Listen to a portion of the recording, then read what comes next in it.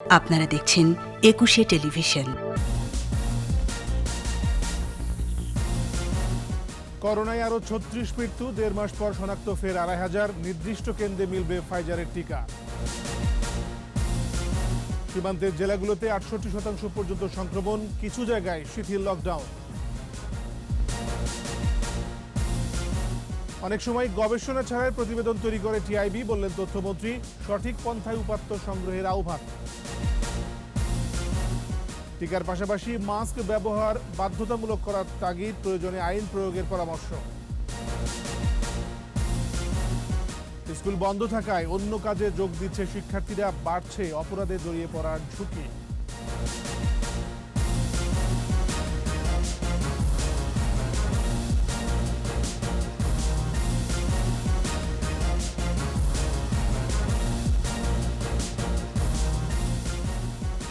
শুনছিলেন first security ইসলাম bank limited সংবাদের শিরোনাম। আমন্ত্রণ রাত 11টা 21 সংবাদে, সাথে আছে আমি মেহেদী ওসমানী।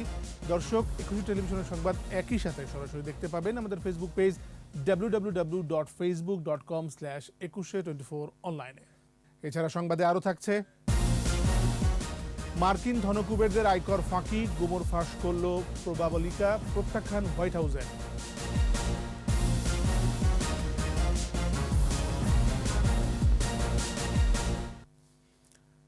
সীমান্ত এলাকায় লকডাউন ও কঠোর বিধিনিষেধের কারণে সংক্রমণ স্থিতিশীল অবস্থায় আছে বলে দাবি করেছে স্বাস্থ্য অধিদপ্তর। নিয়মিত বুলেটিনে অধিদপ্তর জানিয়েছে, সীমান্তবর্তী চাঁপাইনবাবগঞ্জে 29% বেশি সংক্রমণ হার। স্বাস্থ্যবিধি মেনে না চললে সংক্রমণ বাড়বে বলে সতর্ক করা হয়েছে বুলেটিন থেকে। এদিকে 24 ঘন্টায় কোভিড-19 শনাক্ত রোগীর সংখ্যা 2,500 ছাড়িয়ে গেছে। একদিনের মৃত্যু 36, দৈনিক সংক্রমণের হার বেড়ে হয়েছে 12.33%। স্মৃতি মণ্ডলের রিপোর্ট। সীমান্ত এলাকার বেশ কিছু স্থানে করোনা সংক্রমণের ঊর্ধ্বগতি।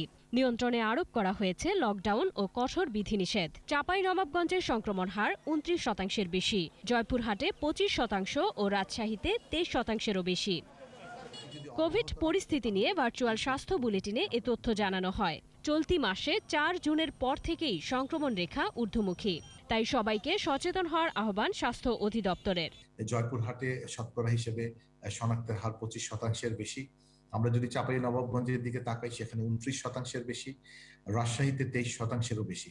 তার মানে হলো যে এই জায়গাতে সংক্রমণের যে ঊর্ধ্বগতি আছে, এই মুহূর্তে লকডাউন বা বিধিনিষেধ আরোপের ফলে একটি স্থিতি অবস্থার কাছাকাছি আছে। এটি যদি অব্যাহত রাখা যায়, তাহলে এই ঊর্ধ্বগতি থেকে আমরা কিন্তু রেহাই পেতে পারি। ঢাকা মহানগরীর নির্দিষ্ট টিকা কেন্দ্র থেকে ফাইজারের টিকা দেয়া হবে বলে জানানো হয় বুলেটিনে।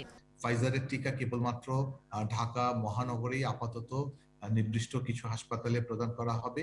যারা ওই হাসপাতালগুলোতে নিবন্ধন করেছিলেন, যারা কোনো কারণে আগে ভ্যাকসিন গ্রহণ করতে পারেননি, তারা তো নিশ্চয়ই সেই বিবেচনায় আসবেন।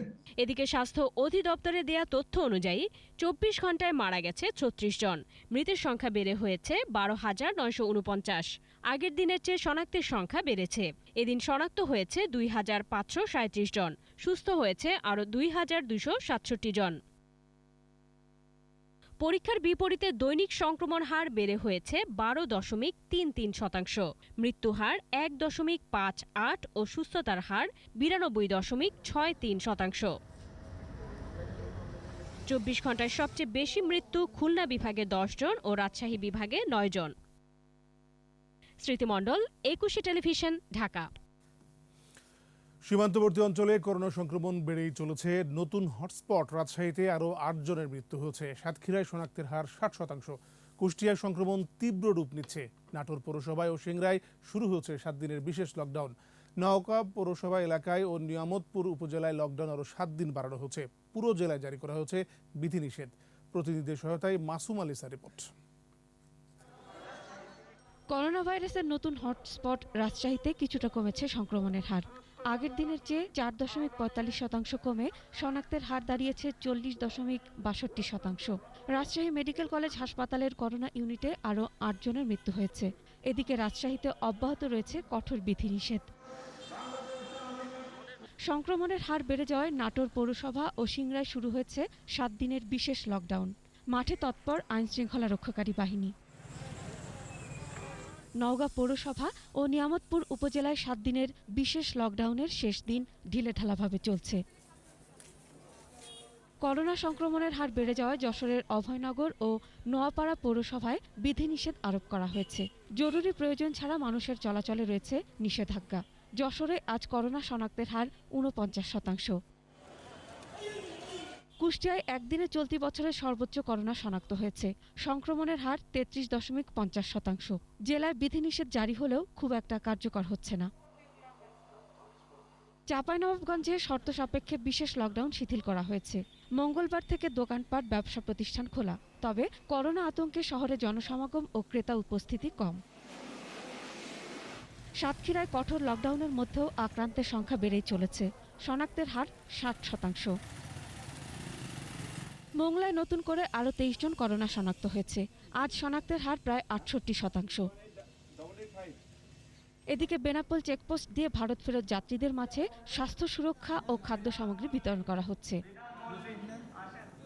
মাসমা লিসা, 21 টেলিভিশন।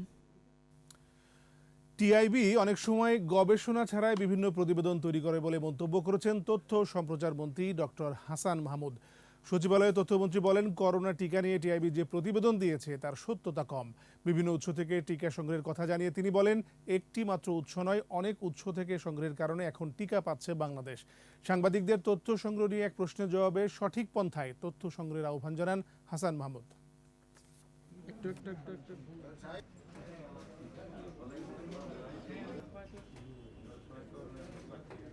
বাংলাদেশ আরও অন্যান্য দেশের সাথেও প্রথম থেকে যোগাযোগ রেখেছে।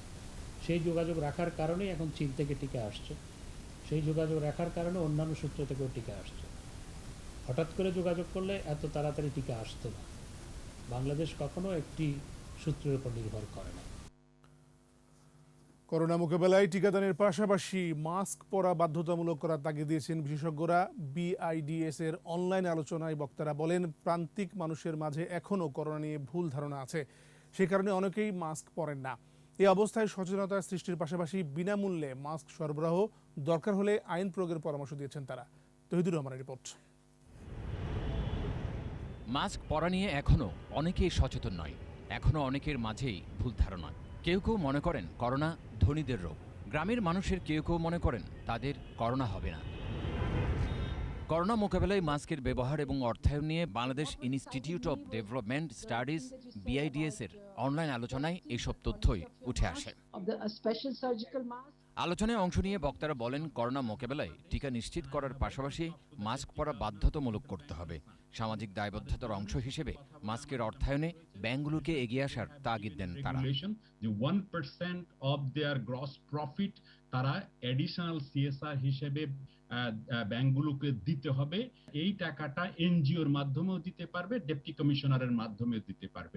We have a three-pronged approach. One is the mask, the second is social distancing, and the third is vaccination. স্বাস্থ্য মন্ত্রণালয় ও স্থানীয় সরকার মন্ত্রণালয়কে আরও সক্রিয় হওয়ার পরামর্শ আসে আলোচনা থেকে। I think the big problem with government is the slow response they tend to have for valuable policy advice. সবার জন্য মাস্ক নিশ্চিত করতে বাজেটে পর্যাপ্ত বরাদ্দ রাখা হয়েছে বলে জানান সরকারের দায়িত্বশীলরা। হেলথ এবং এগ্রিকালচার যত টাকা চেয়েছে আমরা দিয়েছি। এখন মাস্কের জন্য যদি টাকা চাই 25 কোটি টাকা, আমি আপনাদের বলেছি এটা কোনো টাকাই না। গ্রাম পুলিশ এবং চৌকিদার এদের যে নির্ধারিত দায়িত্ব, সেই দায়িত্বটাই তারা সঠিকভাবে পালন করতে পারে না।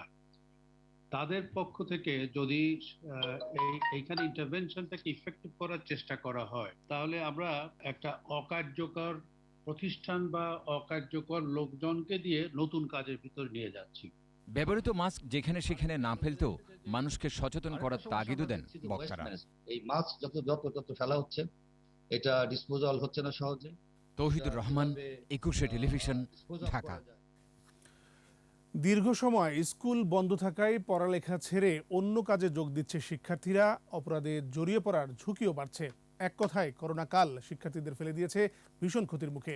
এই অবস্থা থেকে উত্তরণে স্কুল খোলার বিকল্প দেখছেন না বিশেষজ্ঞরা।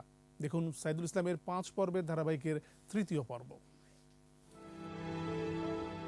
হাবিবা সুলতানা 5ম শ্রেণীর শিক্ষার্থী। স্কুল বন্ধ হয়ে যাওয়ার পর থেকে বাবার চায়ের দোকান সামলাচ্ছে। যে সময় বইয়ের ব্যাগ নিয়ে স্কুলে যাওয়ার কথা, তখন চা আর পান সিগারেট বিক্রি করেই দিন কাটছে তার। অনেকদিন স্কুল পড়তে আমরা লেখাপড়া ভুলে যাইতেছি। দেশের অনেক শিক্ষার্থীর অবস্থা এখন হাবিবার মতোই। স্কুল তো বন্ধ, এখন আমাদের অনেক কষ্ট হচ্ছে, এখন লেখাপড়া সব ভুলে যাচ্ছে সবাই। স্কুল অনেক দিন তো বন্ধ, তার পড়ালেখা হয় না। অভিভাবকরা জানান, বাচ্চাদের নিয়ন্ত্রণ করাই কঠিন হচ্ছে। সন্তানরা বিভিন্ন অপরাধে জড়িয়ে পড়তে পারে, এরকম শঙ্কার মধ্যে আছেন কেউ কেউ। সারাদিন মোবাইল নিয়ে বসে থেকে এখন যত দ্রুত সম্ভব স্কুল যেন খুলে দেয়। আগের মতো যে স্কুলে যাইব পড়ালেখা করব ওইরকম কোনো মনোযোগ নাই বাচ্চাদের। আশুলিয়া হাই স্কুল অ্যান্ড কলেজের মাঠ ফাঁকা পড়ে আছে। কয়েকজন শিক্ষকের দেখা মিলল, ছাত্রছাত্রীদের সাথে দেখা নেই দীর্ঘদিন, তাই মনের কোণে আছে চাপা কষ্ট। স্কুল না থাকায় শিক্ষার্থীদের অপূরণীয় ক্ষতি হচ্ছে বলেই মনে করছেন শিক্ষকরা। পড়াশোনা বা শিক্ষার মান এখন যে পর্যায়ে এসে দাঁড়িয়েছে তাতে আমরা খুবই উদ্বিগ্ন, শিক্ষক মহল উদ্বিগ্ন, প্যারেন্টসরা উদ্বিগ্ন। Saidul Islam, 21 television, Dhaka. Jeff Bezos, Elon মাস্কের মতো বিশ্বের শীর্ষ ধনীদের আয়কর ফাঁকির তথ্য ফাঁস করল অনুসন্ধানী সংবাদ মাধ্যম প্রোপাবলিকা। প্রতিবেদনে বলা হয়, মার্কিন শীর্ষ 25 ধনী মোট আয়ের মাত্র 15% কর দেয়। হোয়াইট হাউস এসব তথ্য ভিত্তিহীন বলে দাবি করেছে, তবে তদন্ত শুরু করেছে গোয়েন্দা সংস্থা FBI। রিপোর্ট দলি মল্লিকের। নিজের রকেট কোম্পানি ব্লু অরিজিনে চড়ে মহাশূন্যে যাওয়ার ঘোষণা দিয়েছেন জেফ বেজোস। বিশ্বের শীর্ষ ধনীদের একজন। ই কমার্স কোম্পানি অ্যামাজনের এই মালিকের মোট সম্পদের পরিমাণ 185.8 বিলিয়ন মার্কিন ডলার। শীর্ষ ধনী হলেও আয়কর দিতে অনীহা তার। নিউ ইয়র্ক ভিত্তিক সংবাদ মাধ্যম প্রোপাবলিকার প্রতিবেদনে উঠে আসে তারই চিত্র। প্রতিবেদনে বলা হয়, 2007 ও 2011 এই 2 বছর জেফ বেজোস কোনো আয়কর দেননি। আরেক ধনী টেসলা ও স্পেসএক্সের প্রধান নির্বাহী ইলন মাস্কও 2018 সালে একই কাজ করেছেন। শীর্ষ বিনিয়োগকারী ওয়ারেন বাফেট 4 বছরে তার সম্পদের মাত্র 0.1% কর দিয়েছেন। প্রোপাবলিকা বলছে, এমন মার্কিন শীর্ষ 25 ধনী তাদের মোট আয়ের মাত্র 15% কর দিয়েছেন। তার বিপরীতে যুক্তরাষ্ট্রের সাধারণ কর্মীরা বেশি কর দেয়। সংবাদ মাধ্যমটির দাবি, আইনি কৌশল ব্যবহার করে কর প্রদান শূন্যের কোঠায় নিয়ে যাচ্ছেন তারা। হোয়াইট হাউস তথ্য ফাঁসের ঘটনাকে ভিত্তিহীন দাবি করেছে, তবে প্রোপাবলিকা বলছে, মার্কিন অভ্যন্তরীণ রাজস্ব রেকর্ড থেকে তথ্য সংগ্রহ করেছে তারা। জনস্বার্থে অনুসন্ধানী সাংবাদিকতা করাই প্রোপাবলিকার লক্ষ্য। 2010 সালে প্রথম অনলাইন ওয়েবসাইট হিসেবে সাংবাদিকতার জগতে সর্বোচ্চ সম্মাননা পুলিৎজার পুরস্কার অর্জন করে এটি। দুলি মল্লিক, 21 টেলিভিশন। নিচে প্রিমিয়ার ব্যাংক লিমিটেড সংবাদ বিরতি। যখন ফিরছি তখন অন্যান্য খবরের সঙ্গে আরও থাকবে। 2 লাখ টাকা পর্যন্ত সঞ্চয়পত্র কিনতে টিআইএন লাগবে না, সুদের চাপে পড়বে সরকার। বৃষ্টি হলেই তলিয়ে যায় খাতুনগঞ্জ, বর্ষার 2 মাসে নষ্ট কোটি কোটি টাকার মালামাল।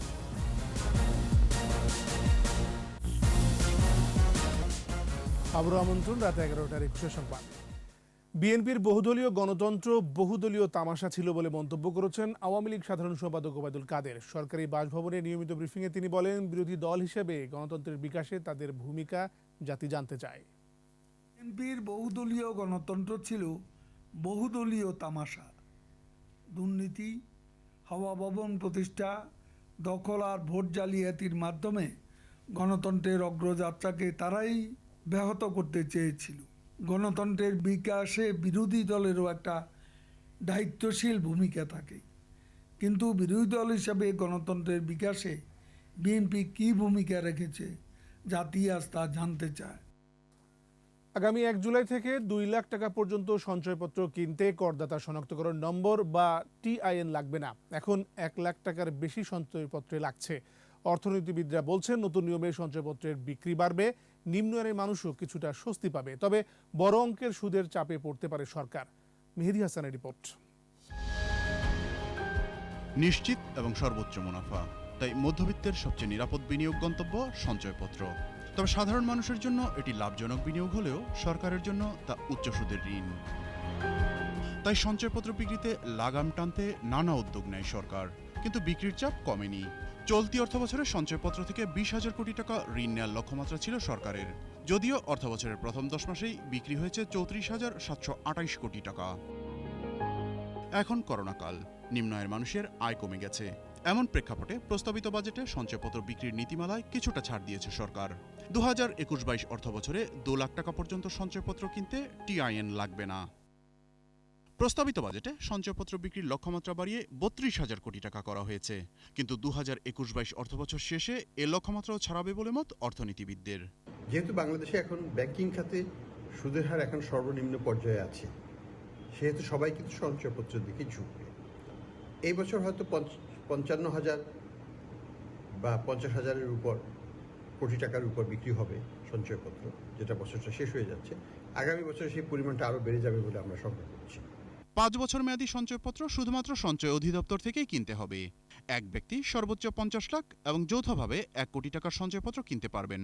তবে গ্রাহক পেনশনভোগী হলে এককভাবে 1 কোটি এবং যৌথভাবে 1.5 কোটি টাকা পর্যন্ত কেনার সুযোগ রয়েছে। সরকার যদি ব্যাংকিং খাত থেকে ধার করত বর্তমান প্রেক্ষাপটে হয়তো 4%, 4.5%-ই তারা টাকা নিতে পারত, কিন্তু সরকার 3 গুণ বেশি দাম দিয়ে এইখান সঞ্চয়পত্র থেকে নিচ্ছে। ফলে সুদের যে পরিমাণটা বাজেটে সেটা ক্রমান্বয়ে বেড়ে যাচ্ছে, 70,000 কোটি টাকা ছাড়িয়ে গেছে এবং আগামীতে আরও উল্লঙ্ঘন ঘটবে। আমরা যেটা আশা করছি যে সরকার যেন এটাকে একটা সমন্বয় করে। পুরো ব্যবস্থাটাকে একটা সঠিক গঠনমূলক একটা স্ট্রাকচারের মধ্যে আনার জন্য সরকার যেটি করতে পারে সেটি হচ্ছে কয়েকটি ভাগে এবং কয়েকটি স্তরে যদি সঞ্চয়পত্রগুলোকে ভাগ করা হয় এবং ভিন্ন ভিন্ন স্তরের জন্য ভিন্ন ভিন্ন ভাগের জন্য ভিন্ন ভিন্ন সুদ এবং ভিন্ন ভিন্ন নিয়ম কাঠামো যদি প্রচলিত করা যেতে পারে। 2021-22 অর্থবছরে বাজেটের 11.4%ই ব্যয় হবে সুদ পরিশোধে, যার একটা বড় অংশই যাবে সঞ্চয়পত্রে। স্বপ্ন সোনার বাংলাদেশ। মেহেদী হাসান, 21 টেলিভিশন, ঢাকা। কর্ণফুলী নদীর নাব্যতা কম এবং চাকতাই খাল ভরাট হয়ে যাওয়ায় প্রতি বছরই ভারী বৃষ্টিতে তলিয়ে যায় খাতুনগঞ্জ। কেবল বর্ষা মৌসুমের 2 মাসেই নষ্ট হয় কোটি কোটি টাকার মালামাল। চলতি বছর জলাবদ্ধতা আরও ভয়াবহ হওয়ার আশঙ্কায় ব্যবসায়ী নেতারা। ইফরাজ নুরের ক্যামেরায় রিপোর্ট করছেন শিউলি শবনম। গত 2 যুগের বেশি সময় ধরে বর্ষা মৌসুম ও জোয়ারের পানিতে এভাবে ডুবে যায় প্রধান পাইকারি পণ্যের বাজার খাতুনগঞ্জ সহ পুরো এলাকাটি। চাকতাই, খাতুনগঞ্জ, আসাদগঞ্জ, কোরবানীগঞ্জ, টেরিবাজার সহ প্রায় 15 বর্গ কিলোমিটার এ জায়গা জুড়ে রয়েছে চট্টগ্রামের গুরুত্বপূর্ণ বেশিরভাগ ব্যবসা প্রতিষ্ঠান। জলাবদ্ধতা থেকে বাঁচতে প্রায় প্রতিটি দোকান ও আড়তের প্রবেশপথে দেয়াল দিয়ে কয়েক ফুট উঁচু করা হলেও মেলেনি মুক্তি। পানি ঢুকে প্রতি বছরই চাল, ডাল, পেঁয়াজ, চিনি সহ কয়েক কোটি টাকার নিত্যপণ্য নষ্ট হয় বলে দাবি ব্যবসায়ীদের। প্রতি বছর যেই ক্ষতিগুলো হয় আমরা আতঙ্কিত যে এবার কিন্তু এর চেয়ে অনেক গুণ বেশি হবে। ঘোড়ার মধ্যে লাখ লাখ টাকা, কোটি কোটি টাকা নষ্ট হয়ে গেছে। দীর্ঘদিন ধরে সমস্যা ভুগতেছে খাতুনগঞ্জ, চাকতাই খাতুনগঞ্জের মধ্যে। সমস্যার সমাধানে দীর্ঘদিন ধরে কর্ণফুলী নদীর ড্রেজিং ও চাকতাই খাল খননের তাগিদ দিলেও সুফল মেলেনি বলে অভিযোগ ব্যবসায়ীদের। জলবদ্ধতা থেকে আমরা নিরসন করার জন্য অনেক সময় অনেক ধরনের আমরা পরামর্শ দিয়ে আসছি, যেমন নাকি কর্ণফুলী নদী ক্যাপিটাল ড্রেজিং করার জন্য। তো ক্যাপিটাল ড্রেজিংটা আসলে হচ্ছে তবে যেভাবে হওয়ার কথা অতটুকু হচ্ছে না। জলাবদ্ধতা নিরসনে চট্টগ্রাম উন্নয়ন কর্তৃপক্ষ সিডিএর চলমান প্রকল্পের দৃশ্যমান উন্নয়ন না হওয়ায় এর সমালোচনা করেন চট্টগ্রাম চেম্বারের সভাপতি। তারা যেটা বলছে 2 ঘন্টা 1 ঘন্টার পরে পানি চলে যাবে, কিন্তু সেটা আমরা দেখছি যে সেটা হচ্ছে না। এই বর্ষাকে কিভাবে তারা ফেস করবে, কিভাবে মোকাবেলা করবে সেটা সাধারণ মানুষকে জানানো হোক, ব্যবসায়ীদেরকে জানানো হোক, তাইলে অন্ততপক্ষে মানুষ আশ্বস্ত হবে বা তারা প্রিকশন নিতে পারবে। জলাবদ্ধতা থেকে রক্ষা পেতে দ্রুত পদক্ষেপ নেওয়ার তাগিদ ভুক্তভোগী ব্যবসায়ীদের। শিউলি শবনম, 21 টেলিভিশন, চট্টগ্রাম। ভারী বৃষ্টি হলেও 3 ঘন্টার মধ্যে জলাবদ্ধতা দূর করতে কাজ চলছে বলে জানিয়েছেন ঢাকা দক্ষিণ সিটির মেয়র ব্যারিস্টার ফজলে নূর তাপস। সকালে যাত্রাবাড়ির শহীদ শেখ রাসেল পার্ক উদ্বোধন শেষে তিনি কথা বলেন। জলাবদ্ধতা নিরসনে চলমান কার্যক্রমকে স্বল্পমেয়াদী উল্লেখ করে মেয়র বলেন, এই পর্যন্ত যতটুকু কাজ হয়েছে তাতে কিছু সফল নগরবাসী পাচ্ছে। এরপর শুরু হবে মধ্যমেয়াদী এবং দীর্ঘমেয়াদী কার্যক্রম। এ সময় উত্তর শাহজাহানপুরে খেলার মাঠে র্যাবের স্থাপনা নির্মাণের বিষয়ে মেয়র বলেন, প্রধানমন্ত্রীর নির্দেশনা অনুযায়ী খেলার মাঠ উন্মুক্ত করার জন্য সিটি কর্পোরেশনের চেষ্টা অব্যাহত রাখবে।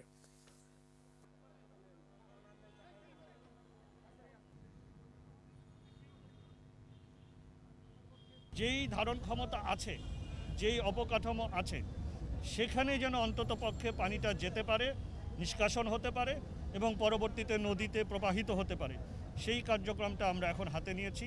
আমরা এই পর্যন্ত যতটুকু করেছি তাতে কিছু সুফল আমরা পাচ্ছি। ভূমি ব্যবস্থাপনা ও রাজস্ব বিষয়ক আদালতে চালু হলো অনলাইন শুনানি ব্যবস্থা। সকালে সচিবালয়ে এর উদ্বোধন করেন ভূমিমন্ত্রী সাইফুজ্জামান চৌধুরী। জানান, এখন থেকে ঘরে বসেই ভূমির মালিকরা বিভিন্ন শুনানিতে অংশ নিতে পারবেন। এর আগে রেজিস্ট্রেশন করতে হবে। মন্ত্রী বলেন, করোনা সহ নানা কারণে ভূমি অফিসগুলো বন্ধ থাকায় রাজস্ব আদায় ও শুনানি দীর্ঘায়িত হচ্ছে। অনলাইন সেবার মাধ্যমে এখন সহজে অনেক সমস্যার সমাধান হবে।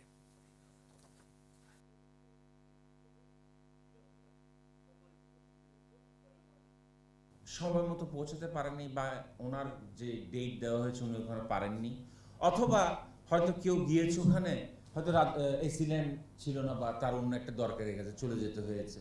নানা কারণে গিয়ে দেখা গেছে সে অনেকের কিন্তু খুব ভোগান্তি জায়গাটা কিন্তু ছিল। তো আজকে যে আমরা যে অনলাইনে যেটা আমরা এই সার্ভিসটা চালু করছি, এই জায়গায় কিন্তু আর এই গ্যাপটা থাকবে না। তরুণ উদ্যোক্তা ও উদ্ভাবকগণ ডিজিটাল বাংলাদেশ গড়ার অগ্রসৈনিক উল্লেখ করে আইসিটি প্রতিমন্ত্রী জুনায়েদ আহমেদ পলক বলেছেন, তরুণদের আত্মনির্ভরশীল করতে আইসিটি বিভাগ বিভিন্ন কর্মসূচি গ্রহণ ও বাস্তবায়ন করছে। তথ্য ও যোগাযোগ প্রযুক্তি বিভাগের উদ্যোগে বঙ্গবন্ধু ইনোভেশন গ্র্যান্ট 2021 উপলক্ষে ভার্চুয়াল সংবাদ সম্মেলনে কথা বলেন তিনি। মুজিব বর্ষে start up Bangladesh company limited থেকে 50টি স্টার্ট আপের মাঝে 100 কোটি টাকা বিনিয়োগ করা হবে। তরুণ উদ্যোক্তাদের বঙ্গবন্ধু ইনোভেশন গ্র্যান্ট প্রতিযোগিতায় বিশ্বের বিভিন্ন দেশ থেকে 10টি স্টার্ট আপ নির্বাচিত হয়েছে। তাদের 10 লাখ টাকা করে দেওয়া হবে।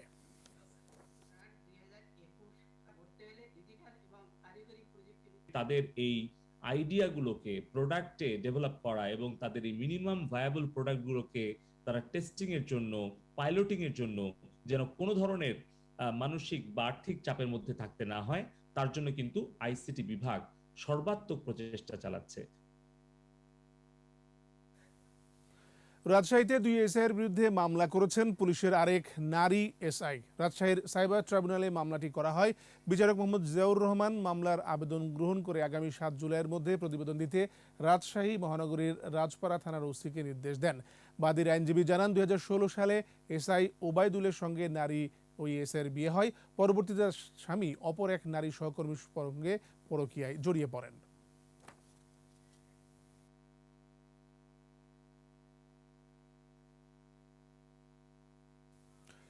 ময়মনসিংহের মুক্তাগাছা ও সদরের রশিদপুরে পৃথক সড়ক দুর্ঘটনায় 5 জনের মৃত্যু হয়েছে। আহত হয়েছে 5 জন। তাদের ময়মনসিংহ মেডিকেল কলেজ হাসপাতালে ভর্তি করা হয়েছে। পুলিশ জানায়, বুধবার বিকেলে মুক্তাগাছার কানাই বটতলায় ইজি বাইককে অপরূপা পরিবহন একটি বাস ধাক্কা দিলে ইজি বাইকটির 10 আরোহী আহত হয়। তাদের ময়মনসিংহ মেডিকেলে ভর্তি করা হলে রাতে চিকিৎসাধীন অবস্থায় এক শিশুসহ 3 জন নিহত হয়। এদিকে বিকেলে ময়মনসিংহ নেত্রকোনা সড়কের রশিদপুরে সিএনজি অটোরিকশার সাথে বাসের সংঘর্ষে ঘটনাস্থলে মারা যায় সিএনজির 2 আরোহী, আহত হয় 3 জন।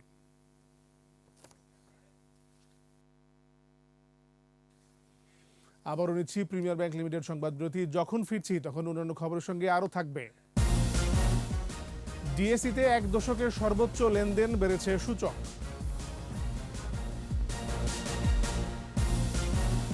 মিয়ানমারের কায়া রাজ্যে লক্ষাধিক গৃহহারা জান্তা সরকারের হামলা মামলাকে দায়ী করছে জাতিসংঘ।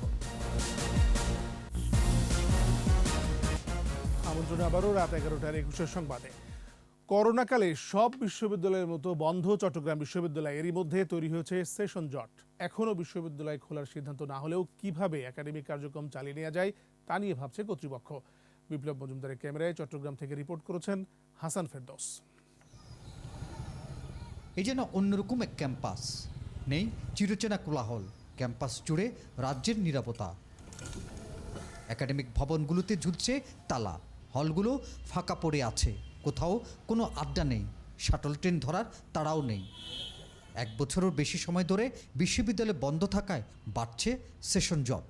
এতে বিপাকে পড়েছেন শিক্ষার্থীরা। যেখানে ছিল হাজারো শিক্ষার্থীর আনাগোনা, সেখানে আজ নীরব। আমরা যদিও অনলাইন ক্লাস করি, যে রুটিন মাফিক যে জিনিসটা লাইফস্টাইল ছিল সেটা আমাদের মধ্যে এখন বিরাজ করতেছে না। চট্টগ্রাম বিশ্ববিদ্যালয়ের সেশন জট সবচেয়ে বেশি। তো আমরা কখন বিশ্ববিদ্যালয় থেকে বের হব, আমরা আমাদের ফিউচার নিয়ে আমরা এখন চিন্তা করতেছি। তো আমরা চাই কি সরকার একটা স্বাস্থ্য বিধিনিষেধ চালু করে বিশ্ববিদ্যালয় খুলে দেওয়া হোক। শিক্ষা কার্যক্রম না থাকায় শিক্ষকরাও চিন্তিত। শুধু কি আমরা সিলেবাস ধরে পড়াশোনা করি না, আমরা কোথাও একটু বসে বন্ধুরা একটু গলা ছেড়ে গান গাই, আমরা কোথাও একটু চা খাই, কোথাও আমরা বসে একটু নাটক নিয়ে আলোচনা করি। আমরা চাই এই পাহাড় ঘেরা সুন্দর পরিবেশে আমাদের শিক্ষার্থীরা দুরন্তপনায় মেতে উঠুক। তবে একাডেমিক কার্যক্রম আবার কিভাবে চালু করা যায় তা নিয়ে ভাবছেন উপাচার্য। মাননীয় শিক্ষামন্ত্রী একটি প্রজ্ঞাপন জারি করেছেন যে ফিজিক্যালি সামাজিক দূরত্ব বজায় রেখে যে পরীক্ষাগুলি স্থগিত পরীক্ষা সেগুলি নেওয়া যেতে পারে। আমরা চেষ্টা করব কোরবানের আগেই আমাদের অসমাপ্ত পরীক্ষাগুলো নিয়ে নিতে। দ্রুত সংকট কাটবে, বিশ্ববিদ্যালয় আবার মুখরিত হবে এই আশায় শিক্ষক শিক্ষার্থীরা। হাসান ফেরদৌস, 21 টেলিভিশন, চট্টগ্রাম। এবার ব্যবসা বাণিজ্যের খবর।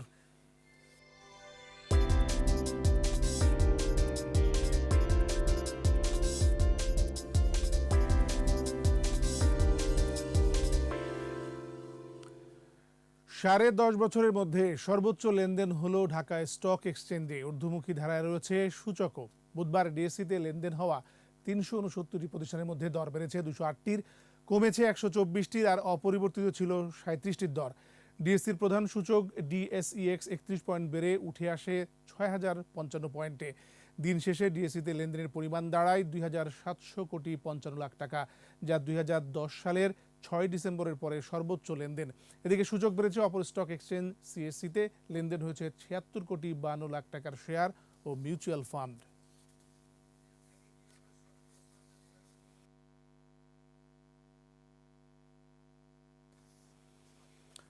বঙ্গবন্ধু শিল্পনগরের শাখা স্থাপনে ইউনাইটেড কমার্শিয়াল ব্যাংক ও বাংলাদেশ অর্থনৈতিক অঞ্চল কর্তৃপক্ষ বেজার মধ্যে সমঝোতা স্মারক সই হয়েছে।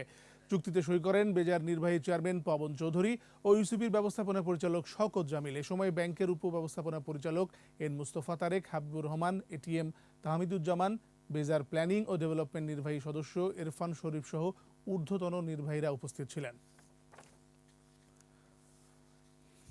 প্রথম জাতীয় ডজবল প্রতিযোগিতায় বাংলাদেশ আনসারকে হারিয়ে শিরোপা জিতেছে বাংলাদেশ পুলিশ। শেখ রাসেল রোলার স্কেটিং কমপ্লেক্সে পুরুষদের ফাইনালে বাংলাদেশ পুলিশ 10-4 পয়েন্টে আনসার ও গ্রাম প্রতিরক্ষা বাহিনীকে হারিয়ে চ্যাম্পিয়ন হয়।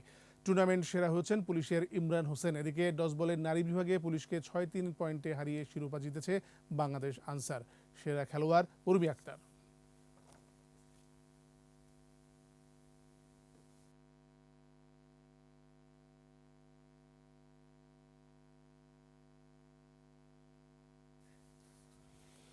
আর এরই সাথে শেষ করছি রাত 11টার 21 সংবাদ। যাবার আগে ফার্স্ট সিকিউরিটি ইসলাম ব্যাংক লিমিটেড সংবাদ শিরোনামগুলো আরও একবার। করোনায় আরও 36 মৃত্যু, 1.5 মাস পর শনাক্ত ফের 2,500, নির্দিষ্ট কেন্দ্রে মিলবে ফাইজারের টিকা। সীমান্তের জেলাগুলোতে 68% পর্যন্ত সংক্রমণ, কিছু জায়গায় শিথিল লকডাউন। অনেক সময় গবেষণা ছাড়াই প্রতিবেদন তৈরি করে টিআইবি, বললেন তথ্যমন্ত্রী। সঠিক পন্থায় উপাত্ত সংগ্রহের আহ্বান।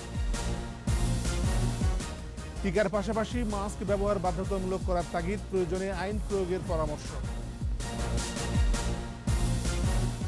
স্কুল বন্ধ থাকায় অন্য কাজে যোগ দিচ্ছে শিক্ষার্থীরা, বাড়ছে অপরাধে জড়িয়ে পড়ার ঝুঁকি।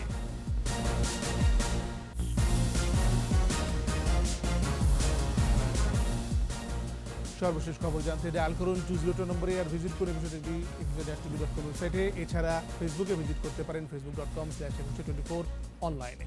এরপরের সংবাদ রাত 1টায় দেখার আমন্ত্রণ রইল। স্বাস্থ্যবিধি মেনে চলুন, সুস্থ থাকুন।